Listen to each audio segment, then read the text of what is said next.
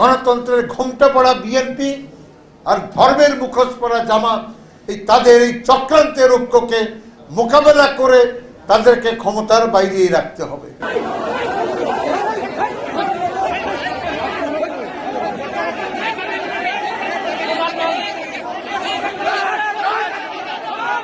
আসসালামু আলাইকুম দর্শক, সবাইকে শুভেচ্ছা ও মোবারকবাদ। দর্শক, দেখলেন আপনারা এই জাসদের সভাপতি হাসানুল হক ইনুর আপনারা গরম কিছু খবর বা গরম কিছু ভাষণ, যে ভাষণ দিয়ে সবসময় তিনি বাংলাদেশের সাবেক প্রধানমন্ত্রী আওয়ামী লীগের সভানেত্রীর কাছে তিনি খুব প্রিয় ছিলেন। তো ভাই, ঘটনা কি যে ক্ষমতা চিরস্থায়ী না? ঘটনা এটাই সত্য যে ক্ষমতা চিরস্থায়ী না। এই হাসানুল হক এমন একটা অবস্থায় চলে গেছেন, সবসময় জামাত বিএনপি তুলে সবসময় মুখে ফেনা তুলতেন। আজকে তার কী পরিণতি জানেন? আজকে তার কী পরিণতি? আদালত চত্বরে কেউ ডিম, কেউ লাঠি, কেউ ঘুষি, কে কী মারতেছে। অবশেষে আপনি দেখতেই পাচ্ছেন এক ভাই মনের ক্ষোভে, কোনো এক ক্ষোভে হয়তো বা তাকে লাথি মেরে বসলেন। লাথি মেরে সে ভাইটি পলাচ্ছে, আপনি দেখেন পলাচ্ছে, কিন্তু আসল ব্যাপারটা তা না। একটি জনবিস্ফোরণ, ছাত্র আন্দোলনের ছাত্র জনতা যে একটা গণবিস্ফোরণ, এই বিস্ফোরণে এই হাসানুল হক ইনুর মতো আজকে আমরা আরেকটি নেতা আরাফাত রহমান, সাবেক তথ্য প্রতিমন্ত্রী, তিনিও গ্রেপ্তার হয়েছেন। একের পর এক স্বৈরশাসকের এই দোষগুলোকে গ্রেপ্তার করা হচ্ছে, এদের আইনের মাধ্যমে বিচার করা হবে, এটাই স্বাভাবিক। কিন্তু তাদের প্রতি জনগণের একটা ক্ষোভ, তাদেরকে আদালত চত্বরে বা অনেক দিন থেকে বা 16টি বছর মানুষ তাদের বিরুদ্ধে একটি কথা বলার সাহস পেত না, যেটা ন্যায্য অধিকার বা ন্যায্য কথা বলার সাহস পেত না। বিভিন্ন মামলায় তারা ফাঁসিয়ে দিত।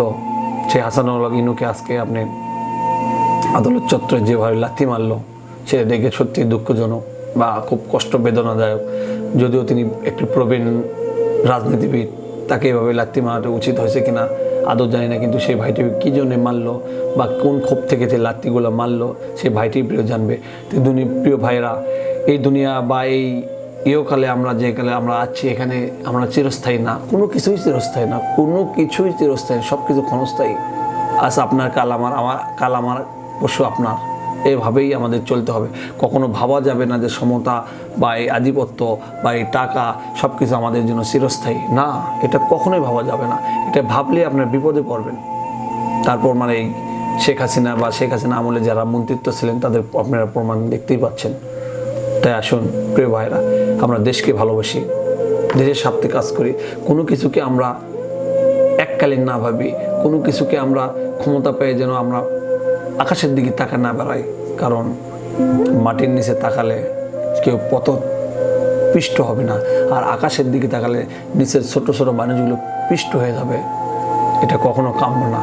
সবসময় আপনি যতই ক্ষমতাবান হন, সবসময় মাটির নিচে তাকে হাঁটবেন, সবাইকে শ্রদ্ধা করবেন।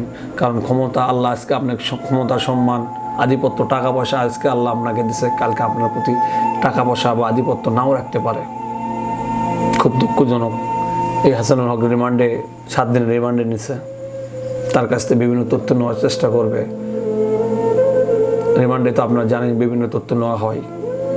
তো প্রিয় ভাইরা, যাই হোক, ক্ষমতা চিরস্থায়ী না। ক্ষমতার লোভে আপনারা কখনো ক্ষমতার অপব্যয় করবেন না।